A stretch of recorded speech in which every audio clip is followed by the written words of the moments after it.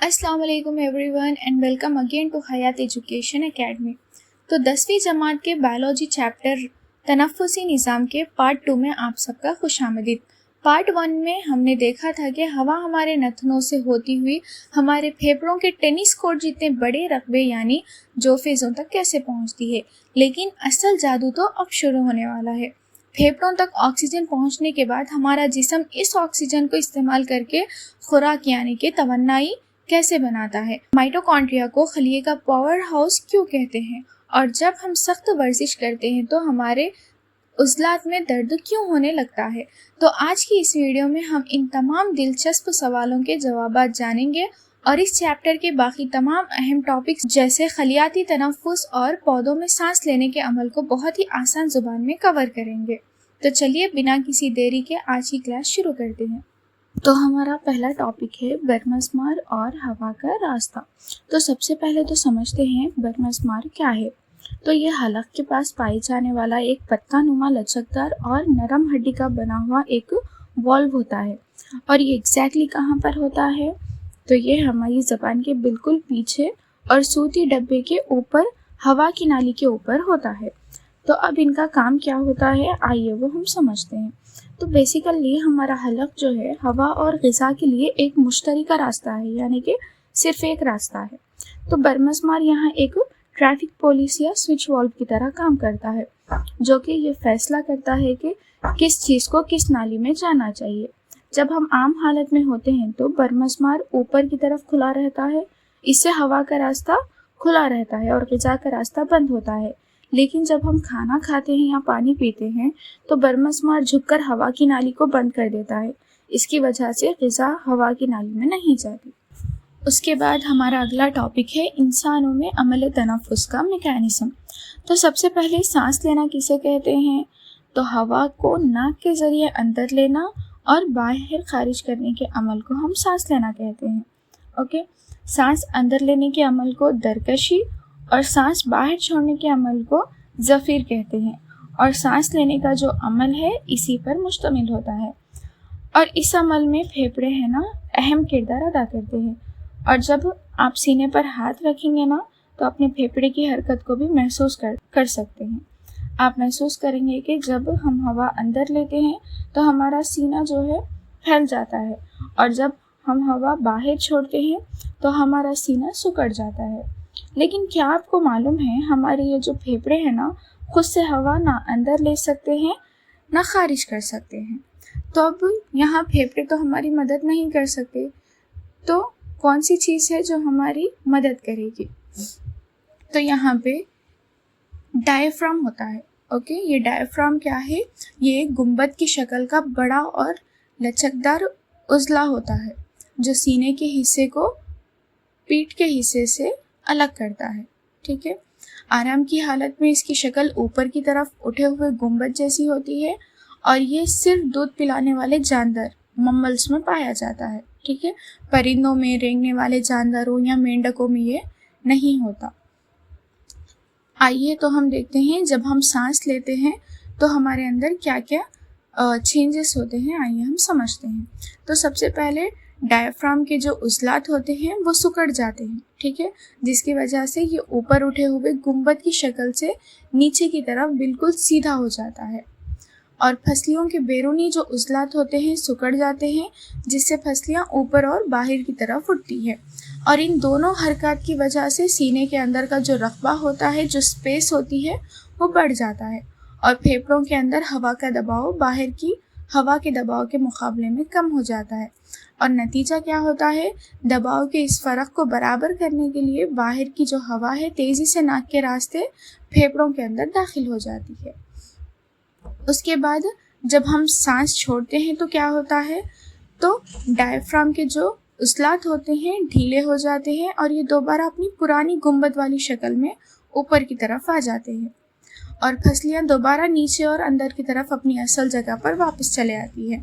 اس سے سینے کے اندر کا جو رقبہ ہے کم ہو جاتا ہے اور پھیپھڑوں پر دباؤ بڑھ جاتا ہے۔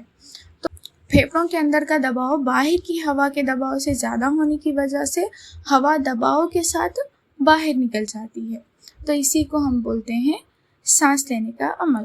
ٹھیک ہے، کیا آپ کو معلوم ہے مردوں میں سانس لینے کے عمل میں ڈائفرام کا کردار جو ہے سب سے اہم ہوتا ہے، جبکہ حاملہ خواتین یعنی کہ پریگننٹ وومنس میں پیٹ کا رقبہ کم ہونے کی وجہ سے پسلیوں کی حرکت جو ہے سانس لینے میں مدد کرتی ہے، اور ہوا ہمیشہ زیادہ دباؤ والے علاقے سے کم دباؤ والے علاقے کی طرف بہتی ہے۔ یہی اصول سانس لینے کے عمل یعنی کہ بریتھنگ میکانزم کی بنیاد ہے۔ تو اب یہاں پہ ایک پھیپھڑوں کی ساخت کے بارے میں دیا گیا ہے۔ تو ہمارے پھیپھڑے جو ہے اسپونج کی طرح لچکدار ہوتے ہیں، اور دونوں پھیپھڑے جو ہے سائز میں ایک جیسے نہیں ہوتے، ایک برابر نہیں ہوتے۔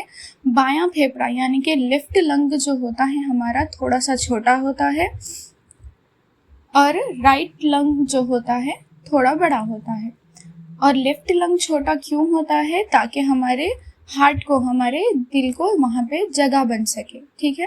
اور پھیپھڑوں کے گرد دو باریک جھلیاں ہوتی ہیں جنہیں پلورا کہتے ہیں۔ ان کے درمیان ایک سیال مادہ ہوتا ہے، یعنی کہ پانی کی طرح ایک مادہ ہوتا ہے جو پھیپھڑوں کو بیرونی جھٹکے اور چوٹ سے بچاتا ہے۔ پھر اگلا ہمارا ہے گیسوں میں تبادلہ، جو فیزیں سے خون کی شریان تک۔ تو گیسوں کا تبادلہ کہاں پر ہوتا ہے؟ جو فیزوں میں ہوتا ہے۔ اور کیسے ہوتا ہے آئیے ہم دیکھتے ہیں۔ تو پھیپھڑوں کے اندر باریک ہوا کی تھیلیاں ہوتی ہیں جنہیں ہم جو فیزیں کہتے ہیں، اور یہ صرف ایک سیل جتنی باریک ہوتی ہے۔ ان تھیلیوں کے گرد خون کی باریک نالیاں ہوتی ہے، ٹھیک ہے۔ ان تھیلیوں کے اطراف جو ہے خون کی باریک نالیاں ہوتی ہے جنہیں ہم کیپیلریز یعنی کہ شریان کہتے ہیں۔ اور دل سے آنے والا گہرا سرخ خون جو ہوتا ہے جس میں کاربن ڈائی آکسائڈ زیادہ ہوتی ہے، ان نالیوں میں پہنچتا ہے، اور کاربن ڈائی آکسائڈ خون سے نکل کر جو فیزوں میں چلی جاتی ہے، اور جو فیزوں میں موجود آکسیجن کیا کرتا ہے؟ خون میں شامل ہو جاتا ہے۔ اس طرح خون صاف ہو کر دوبارہ دل کی طرف جاتا ہے۔ پھر اس کے بعد یہاں پہ ایک باکس دیا گیا ہے جس میں بتایا گیا ہے کہ ہم عمل تنفس میں کون سی گیسز استعمال کرتے ہیں، اور کتنے فیصد اسے دمکش کرتے ہیں اور کتنے فیصد زفیر کرتے ہیں، یعنی کہ کتنے فیصد تنفس میں اندر لیتے ہیں سانس کے ذریعے اور کتنے فیصد گیس کو ہم باہر خارج کرتے ہیں۔ سب سے پہلے ہے آکسیجن۔ آکسیجن کو ہم دمکش میں 21% اندر لیتے ہیں ہوا کو، اور 16% خارج کرتے ہیں۔ پھر آتا ہے کاربن ڈائی آکسائڈ۔ کاربن ڈائی آکسائڈ کو 0.03% ہم اندر لیتے ہیں اور 4.4 خارج کرتے ہیں۔ اس کے بعد ہے نائٹروجن۔ نائٹروجن کیا ہے؟ 78% ہم سانس کے ذریعے اندر بھی لیتے ہیں اور 78% ہم خارج بھی کر دیتے ہیں۔ یہاں پر ایک اہم نقطہ یہ ہے کہ باہر نکالے جانے والی ہوا میں آکسیجن کم اس لیے ہوتی ہے کیونکہ جسم اسے استعمال کر لیتا ہے، اور کاربن ڈائی آکسائڈ اس لیے بڑھ جاتی ہے کیونکہ ہمارے جو خلیات ہوتے ہیں، جو ہمارے سیلز ہوتے ہیں، اسے فضلے کے طور پر پیدا کرتے ہیں۔ اس کے بعد ہے پھیپھڑوں کی گنجائش۔ تو انسان کے پھیپھڑوں کی کل گنجائش تقریباً 5800 ml ہوتی ہے، اور آرام کی حالت میں ہم صرف 500 ml ہوا اندر یا باہر لے جاتے ہیں۔ پوری طاقت سے سانس باہر نکالنے کے بعد بھی پھیپھڑوں میں 1200 ml ہوا ہمیشہ باقی رہتی ہے۔ اس کے بعد ہے گیسوں کی منتقلی۔ تو جیسا کہ آپ جانتے ہیں ہمارے جسم میں گیسوں کو پھیپھڑوں سے خلیات تک اور خلیات سے واپس پھیپھڑوں تک پہنچانے کا کام جو ہے خون کرتا ہے، اور یہ عمل 2 حصوں میں ہوتا ہے۔ پہلے تو پھیپھڑوں سے خلیات تک آکسیجن کی منتقلی۔ تو پھیپھڑوں سے آکسیجن کو خلیات تک پہنچانے میں جو اہم کردار ہے وہ ہیموگلوبن نبھاتا ہے۔ تو یہ ہیموگلوبن کیا ہے؟ تو ہمارے خون کے سرخ خلیات یعنی ریڈ بلڈ سیلز میں خاص پروٹین ہوتی ہے جسے ہیموگلوبن کہتے ہیں۔ اس میں لوہا پایا جاتا ہے۔ تو جب ہم سانس لیتے ہیں تو پھیپھڑوں کی جو آکسیجن ہے خون میں شامل ہو کر ہیموگلوبن کے ساتھ جڑ جاتی ہے اور ایک عارضی مرکب بناتی ہے جسے ہم آکسی ہیموگلوبن کہتے ہیں۔ پھر یہ آکسیجن سے بھرپور خون جب جسم کے مختلف حصوں اور عضلات تک پہنچتا ہے تو یہ جو مرکب بنا تھا آکسی ہیموگلوبن وہ ٹوٹ جاتا ہے اور آکسیجن خلیات کے اندر چلی جاتی ہے تاکہ توانائی بنائی جا سکے۔ اس کے بعد کاربن ڈائی آکسائڈ کی منتقلی۔ پھر خلیات میں جو کاربن ڈائی آکسائڈ بنا اسے پھر پھیپھڑوں تک لانے کا بھی کام جو ہے خون کرتا ہے۔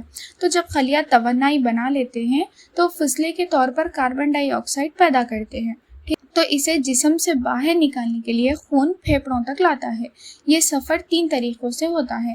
پہلا، کاربن ڈائی آکسائیڈ کا سب سے بڑا حصہ تقریباً 70% خون میں بائی کاربونیٹ آئیونز کی شکل میں بدل کر سفر کرتا ہے، اور دوسرا، کچھ مقدار خون کے مائع حصے یعنی پلازما میں حل ہو کر سفر کرتی ہے، اور تیسرا، مقدار ہیموگلوبن کے ساتھ مل کر کاربامینو ہیموگلوبن بنا کر پھیپھڑوں تک پہنچتی ہے، جہاں سے اسے سانس کے ذریعے باہر نکال دیا جاتا ہے۔ تو آسان الفاظ میں ہیموگلوبن ایک گاڑی کی طرح ہے جو پھیپھڑوں سے آکسیجن کی سواری بیٹھا کر خلیات تک چھوڑتی ہے، اور وہاں سے کاربن ڈائی آکسائیڈ کا فضلہ واپس پھیپھڑوں تک لاتی ہے تاکہ اسے جسم سے باہر نکالا جا سکے۔ پھر اس کے بعد ہمیں یہاں ایک پنک باکس دیا گیا ہے، آئیے ہم مطالعہ کرتے ہیں اس میں کیا ہے۔ تو یہاں بتایا جا رہا ہے کہ جب ہم سطح سمندر یعنی کہ زمین کے قریب ہوتے ہیں تو ہیموگلوبن کا ہر سالمہ آکسیجن سے مل کر آکسی ہیموگلوبن بناتا ہے، لیکن جب ہم سطح سمندر سے 13 کلومیٹر بلندی پر جاتے ہیں تو وہاں آکسیجن کی کمی واقع ہوتی ہے، کیونکہ وہاں زمین کے مقابلے میں کم آکسیجن ہوتی ہے۔ تو خون آکسی ہیموگلوبن کو ہمارے سیلز تک نہیں لا سکتا، اسی لیے پہاڑ پر چلنے والوں کا سانس پھولتا ہے اور وہ اپنے ساتھ آکسیجن کا سلنڈر لے جاتے ہیں۔ اور کیا آپ کو معلوم ہے، جدید ہوائی جہازوں یعنی کہ ایروپلینز میں بھی ایسی سہولیات مہیا کی گئی ہے جس میں پریشرائزڈ کیبنز موجود ہوتے ہیں، جہاں ہوا کی وافر مقدار یعنی کہ پوری طرح دستیابی ممکن ہے۔ جب ہم سطح سمندر کی گہرائی میں جاتے ہیں تو وہاں پر بھی کچھ قسم کے مسائل کا ہمیں سامنا کرنا پڑتا ہے، تو اس کے بارے میں ہم مزید تفصیل سے آگے کی جماعتوں میں دیکھیں گے۔ تو پھر اگلا ہے گیسوں کا تبادلہ، خون کی شریان سے لے کر خلیوں تک۔ تو جب خون پھیپھڑوں سے آکسیجن کو لے کر جسم کے بافتوں تک پہنچتا ہے تو بافتوں میں آکسیجن کی مقدار بہت کم ہوتی ہے، کیونکہ خلیے کیا کرتے ہیں، مسلسل آکسیجن کو استعمال کر رہے ہوتے ہیں، اسی لیے وہاں آکسیجن کی مقدار کم ہو جاتی ہے۔ تو یہاں سائنس کا قاعدہ کیا ہے، کوئی بھی چیز زیادہ مقدار سے کم مقدار کی طرف جاتی ہے۔ تو یہاں خون میں آکسیجن زیادہ مقدار میں ہوتی ہے اور خلیات میں کم، اسی لیے خون سے آکسی ہیموگلوبن فوری خلیات کے اندر چلا جاتا ہے اور وہاں جا کر ہماری غذا کو توڑتا ہے اور توانائی خارج کرتا ہے۔ اس پروسیس میں کاربن ڈائی آکسائیڈ اور پانی بھی بنتا ہے، اور پھر جو کاربن ڈائی آکسائیڈ خلیے میں بنتی ہے وہ خون میں چلے جاتی ہے اور خون اسے پھیپھڑوں تک لے جاتا ہے، اور پھیپھڑوں میں پہنچ کر کاربن ڈائی آکسائیڈ جسم سے باہر نکال دی جاتی ہے۔ اب ہم دیکھتے ہیں خلوی تنفس کیا ہے۔ تو جیسے کہ ہمیں معلوم ہے کہ ہمارے خلیوں میں گلوکوز سالموں کے کیمیائی بند ہوتے ہیں، تو خلوی تنفس میں یہ جو کیمیائی بند ہے وہ ٹوٹ جاتے ہیں اور توانائی خارج کرتے ہیں، اور یہ عمل تمام جانداروں کے ضروری اعمال میں استعمال ہوتا ہے، اسی لیے جتنے بھی زندہ خلیے ہوتے ہیں ان کے لیے خلوی تنفس ضروری ہے۔ اور جب یہ عمل آکسیجن کی موجودگی میں ہوتا ہے تو ہم اسے ہواباش کہتے ہیں، اور جب یہ عمل آکسیجن کی غیر موجودگی میں ہوتا ہے تو اسے غیر ہواباش تنفس کہا جاتا ہے۔ حیوانات میں جب غیر ہواباش تنفس ہوتا ہے تو اس کے دوران کیا ہوتا ہے، گلوکوز سے لیکٹک ایسڈ یعنی کہ لیکٹک ترشے کی تیاری عمل میں آتی ہے اور ATP کے سالمے تیار ہوتے ہیں، ٹھیک ہے۔ غیر نواتی خلیے، تو غیر نواتی خلیے کیا ہے، بیسیکلی پروکیریوٹک سیلز جس میں مرکزہ نہیں ہوتا، ٹھیک ہے۔ مثال کے طور پر بیکٹیریا، تو بیکٹیریا میں خلوی تنفس کیسے ہوتا ہے، کہاں پر ہوتا ہے، تو یہ خلیہ مائع میں ہوتا ہے، ٹھیک ہے۔ خلیہ مائع کیا ہے، جو سیال ہوتا ہے، جو پانی کی طرح ایک مادہ ہوتا ہے بیکٹیریا کے خلیے میں، تو یہاں پہ خلوی تنفس ہوتا ہے، ٹھیک ہے۔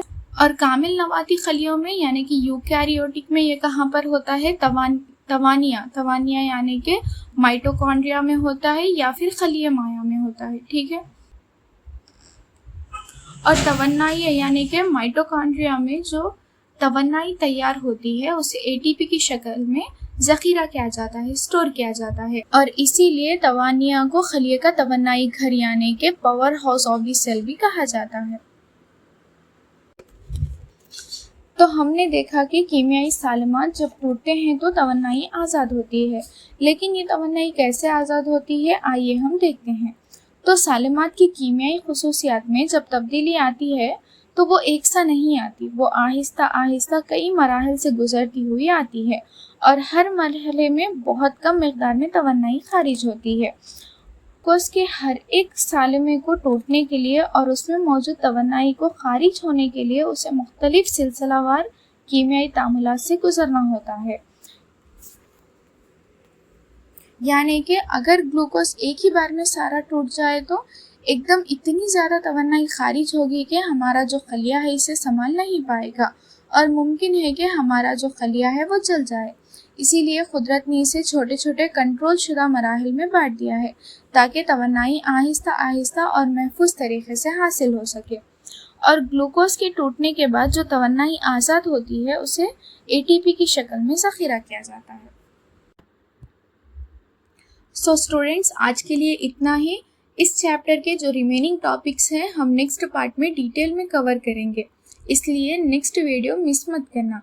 और अगर आपने इस चैप्टर का पार्ट 1 अभी तक नहीं देखा तो उसे ज़रूर देख लीजिए, क्योंकि उसमें इम्पॉर्टेंट कॉन्सेप्ट एक्सप्लेन किए गए हैं। अगर वीडियो हेल्पफुल लगी हो तो लाइक, शेयर और चैनल को सब्सक्राइब करना मत भूलना। मिलते हैं नेक्स्ट वीडियो में एक और इंटरेस्टिंग टॉपिक के साथ। Thank you for watching.